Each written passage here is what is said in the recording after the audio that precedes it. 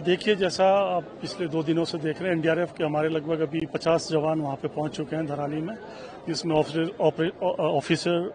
और हमारे cadaver dogs हैं और वेटनरी के लोग हैं और काफ़ी सारे इक्विपमेंट्स हमारे पहुंच चुके हैं। सबसे ज़रूरी जो कल था कि कम्युनिकेशन नहीं हो पा रहा था, तो उसके लिए हमारा जो सैटेलाइट फोन से वीडी हैं वो पहुंच चुके हैं और उन्होंने काम करना शुरू कर दिया है। काम चूँकि चुनौतीपूर्ण है, लकीली आज मौसम साफ है और मॉर्निंग से ही हेलीकॉप्टर्स फ्लाई कर रहे हैं, जिसमें हम हमारे सभी जो बाकी डिपार्टमेंट्स हैं उनके लोग भी जा रहे हैं और वापसी में जो भी वहाँ पर यात्री फंसे हैं या जो स्थानीय लोग हैं जिनको मदद की ज़रूरत है उनको लाया जा रहा है। आशा करते हैं कि आज जैसा मौसम साफ है, बहुत सारे लोगों को रेस्क्यू कर लिया जाएगा। सर, लगभग अभी तक कितने लोग रेस्क्यू किए जा चुके हैं?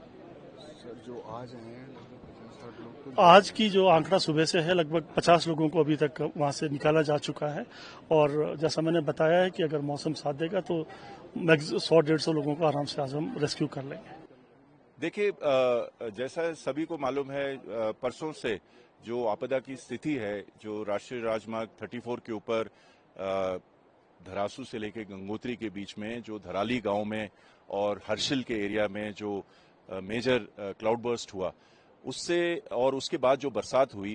जहां पर हम अभी खड़े हैं उत्तरकाशी, यहां से लेके अगर धराली तक जाएं तो तकरीबन 96 किलोमीटर है और इसके बीच में 4 मेजर स्लाइड पॉइंट हैं और एक ब्रिज नष्ट हो गया है। तो यहाँ से हम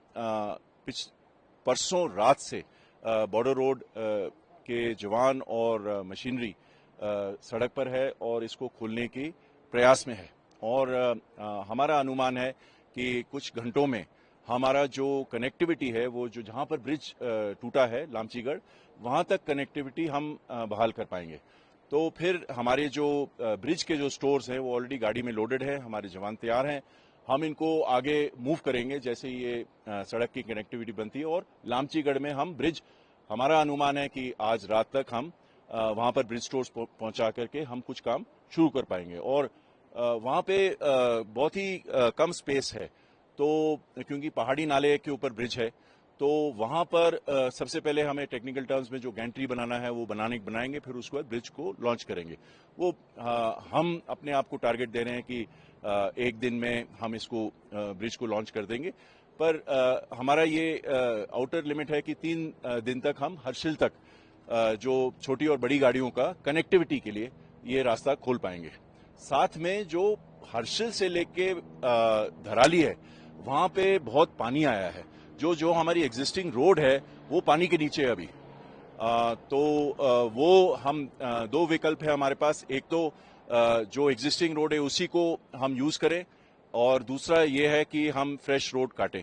तो दोनों हम विकल्प इस्तेमाल करेंगे और जैसा कि मैंने आपको बताया, हमारी भेंट माननीय मुख्यमंत्री जी श्री पुष्कर सिंह धामी जी से हुआ था और वहीं पर उनके साथ बैठे थे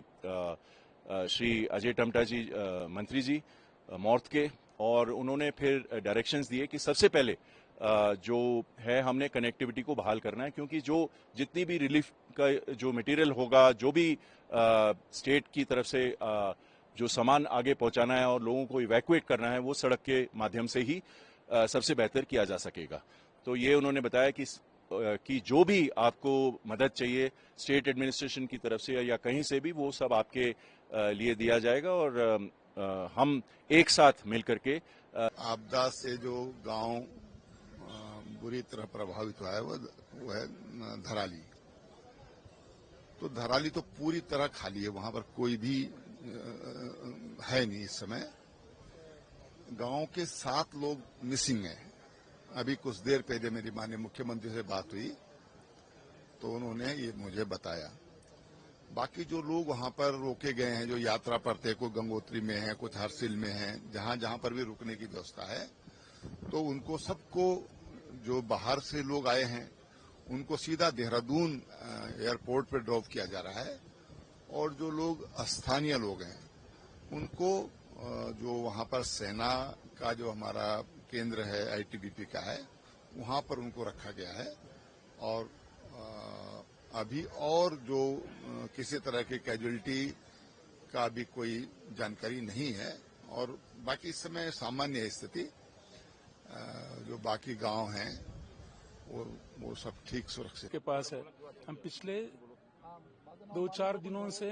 गंगोत्री में ही गए थे। गंगोत्री के दर्शन होने के बाद जब हम निकले तो यह हादसा हुआ था, जबकि रास्ते सब बंद हो गए। हम तो भैरवबा घाटी तक तो आ ही चुके थे, लेकिन तब वहां प्रशासन ने बता दिया कि आगे नहीं जा सकते हैं, हादसा हुआ है। तो हमें फिर पीछे ले गया। फिर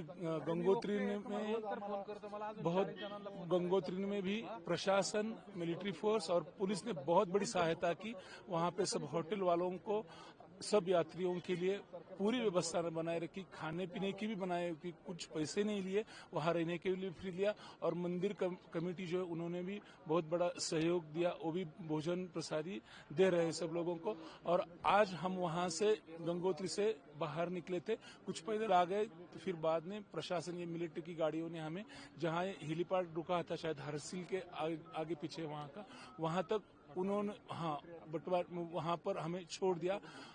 और स्थानिक लोगों ने भी बहुत बड़ी सहायता की कि 2 व्हीलर पे भी किसी ने 3-3, 4-4 किलोमीटर हमें छोड़ दिया। फिर वहां से हेलीपैड से बहुत अच्छी तरह से यहाँ तक छोड़ा। उत्तराखंड का प्रशासन के हम बहुत बहुत आभारी है कि इस बड़ी आपदा में हम सब यात्रियों के लिए आप सहायक रहे। बहुत